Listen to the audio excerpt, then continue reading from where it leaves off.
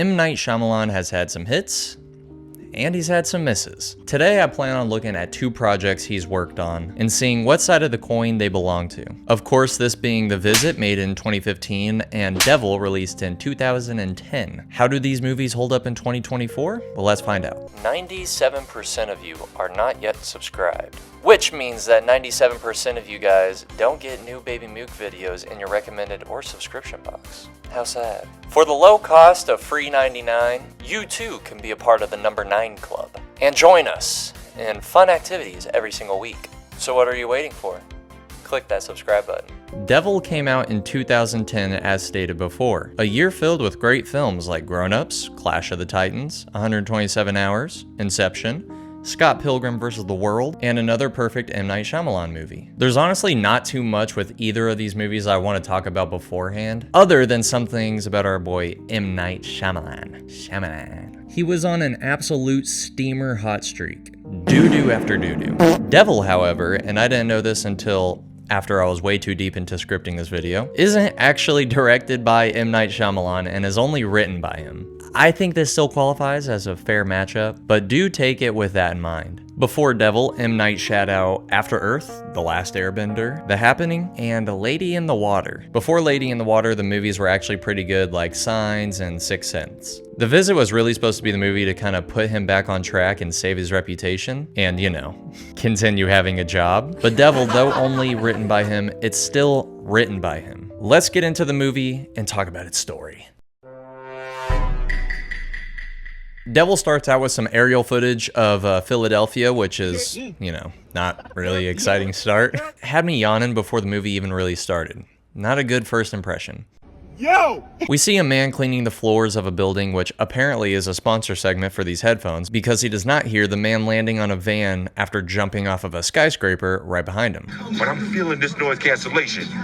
Let me try out a few more things. We later find out that he left a note detailing that he felt the presence of the devil nearby, and ultimately leading to him taking that action. We get a look as to who we're going to be watching throughout the movie as they approach an elevator. Characters including Ben, the temp security of the building, Tony, the mechanic, this salesman guy, which his name is Vince. I forgot to put that in the script, but his name is Vince.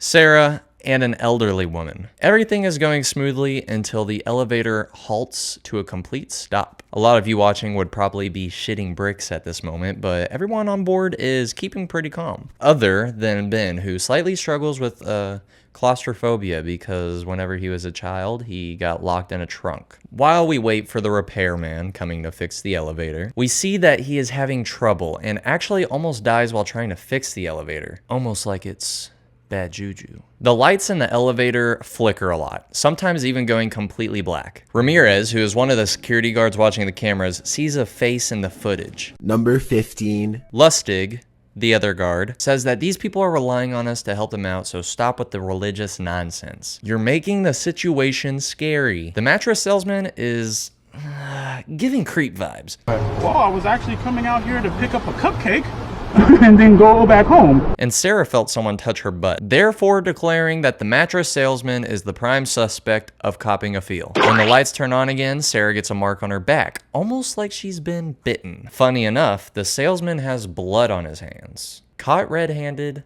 what away. Detective Bowden arrives at the scene since earlier he was investigating the leap off the roof. Once more, the lights turn off, but when they turn back on, the salesman is lying on the floor with a glass shard lodged into his neck. Did he do this to himself? Likely not. This increases the severity of the situation by a ton, since now there is a murderer in the elevator among us.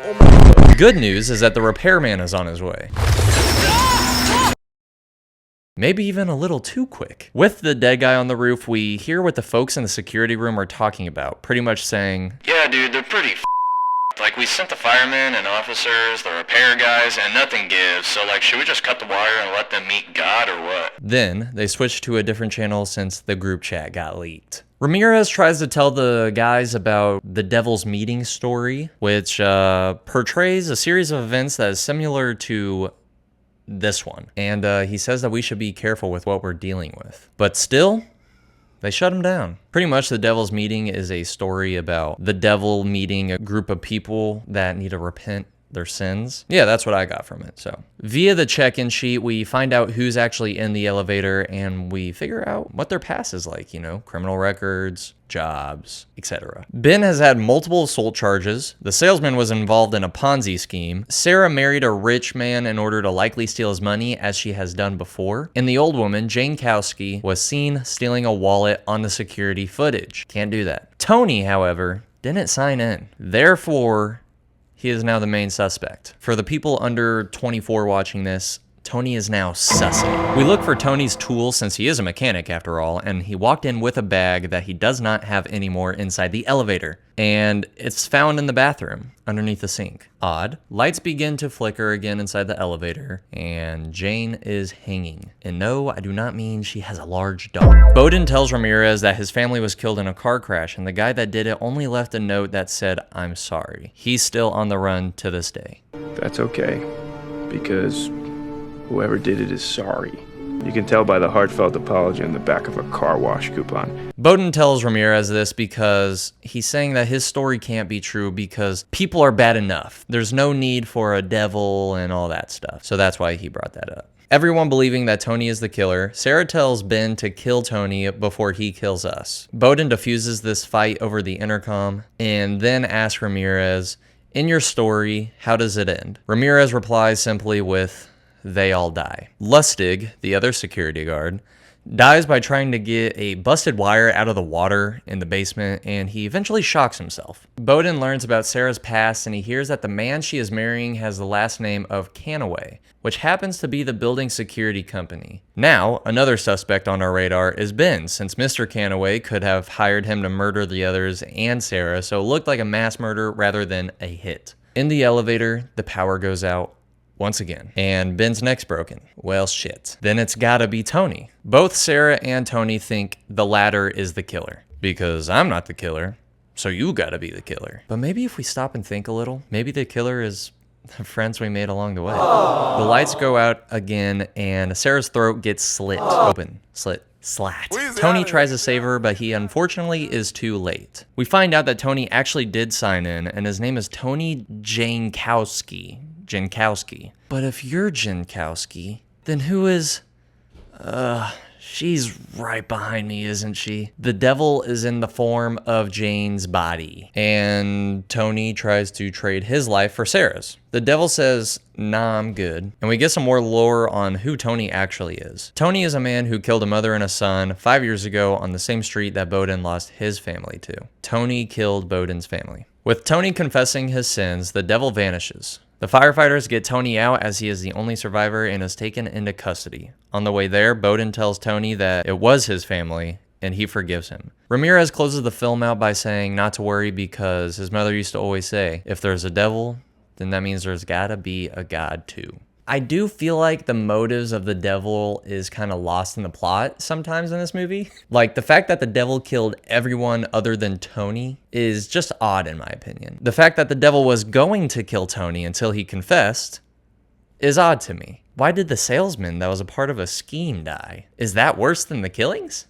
Or the girl that married a rich guy for her gain? Seems odd to me, but we'll go deeper into that later after we talk about...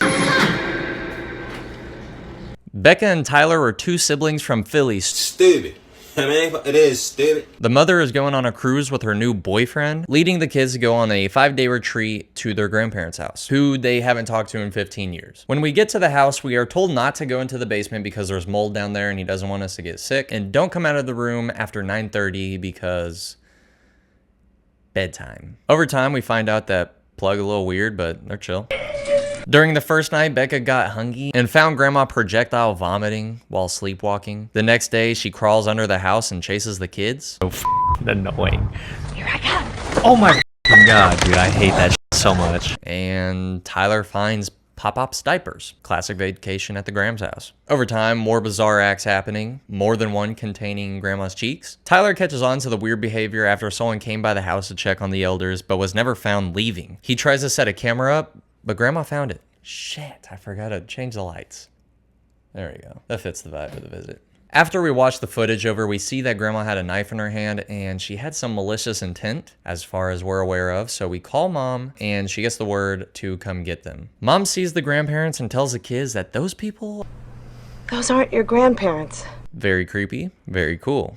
I like that. Later in the night, they decide that they need to get the hell out of there, and they find the lady from earlier hanging in the front yard. While playing Yahtzee, Becca goes downstairs to find their real grandparents, dead and in a bin. Pop Pop finds her and drags her back upstairs and locks her in a room with Grandma. Pop Pop returns to Tyler and smears his diaper in his face while Grandma tries to scare and kill Becca. Becca gets the one up on her and breaks a mirror, taking a shard and stabbing Grandma to death. M. Night must really love his glass shards, I guess. After this, Becca goes to help Tyler but is unsuccessful as Grandpa is much stronger than her. Tyler tackles Grandpa and kills him by slamming the fridge door on his head. The kids are then met with their mother and brought back home. If you want to see more of the stuff I didn't talk about, I reacted to the full movie on this channel. I'll pop that up on the screen after this video and you guys can go watch it with me. But yeah, that's pretty much the Spark Notes. Not too much happens in it. If you're wondering why I spent a lot more time on Devil than Visit, it's because Devil actually had more substance.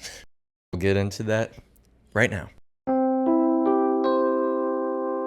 The characters.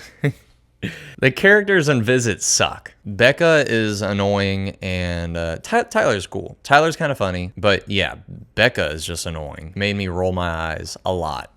Tyler was funny and he seemed to be the only smart one, but of course, since he's a kid and Becca's the only other person he can talk to, a lot of the stuff he says gets pushed away. I mean, I sided with them. I don't want them to die, but I'm just kind of like, whatever. But Grandma and Grandpa, they're pretty spooky people. I feel like they did a great job at their role.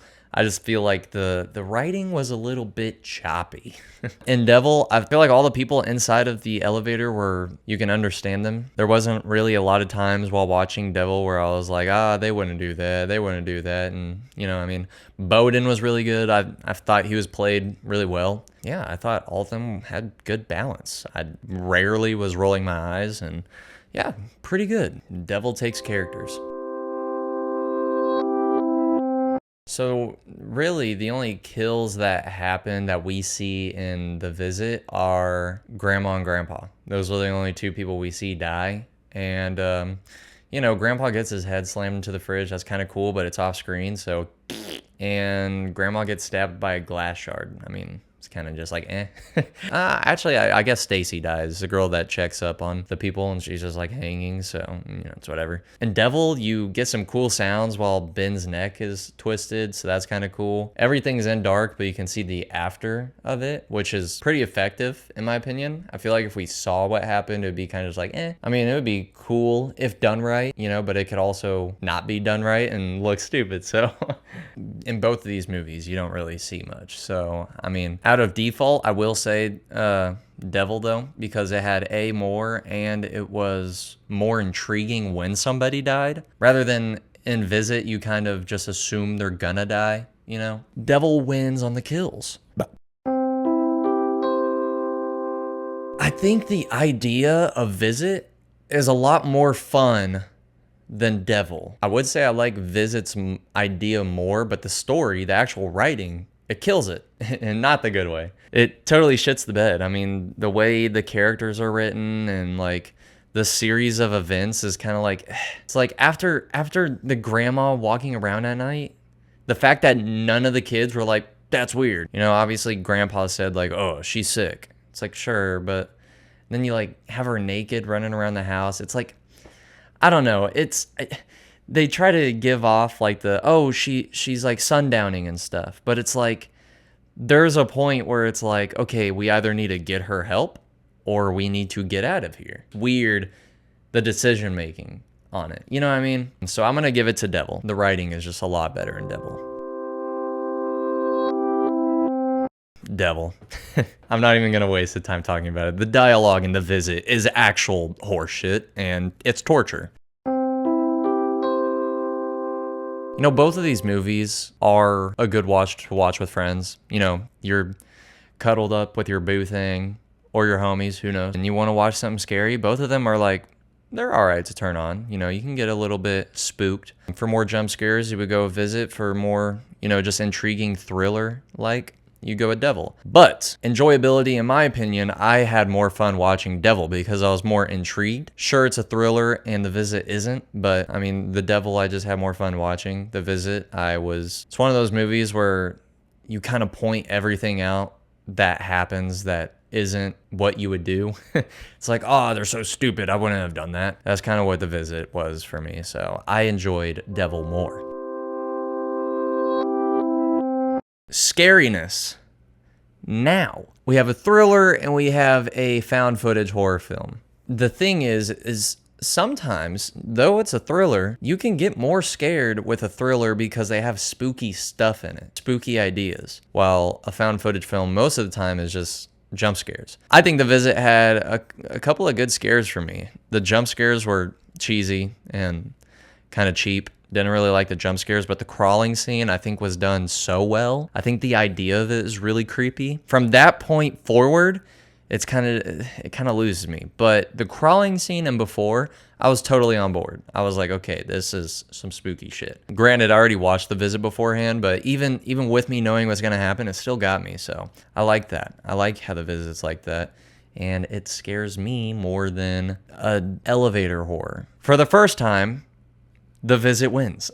The Visit is on the board. Yeah, that's my last category. Obviously, The Devil won. I think that The Devil I think it's a better watch. I think if you are into kind of like thrillers and that kind of horror, it's a fun watch. If you haven't seen either of these movies, go ahead and check them out. They're both a good watch. I think everyone should see them. And The Visit isn't like the worst movie ever.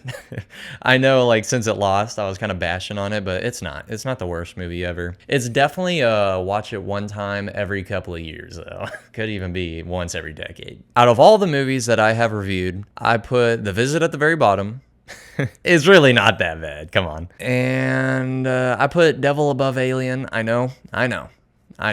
But me personally, had more fun watching Devil than I did watching Alien. But it's not better than Nightmare on Elm Street. I enjoyed Nightmare on Elm Street better. And I know this list is like gonna piss a lot of people off, but it's my opinion, man. You can make your own list. And you can put it in the comments. I'll read it. Thank you guys for watching. I really like making these which is better videos, so if you guys like it too, let me know. Let me know what you think about Devil and The Visit. Check out my reaction to The Visit. If you haven't seen it before, and you just want the Spark Notes, but a little bit deeper than this video, that'd be not a bad video to check out, so peace.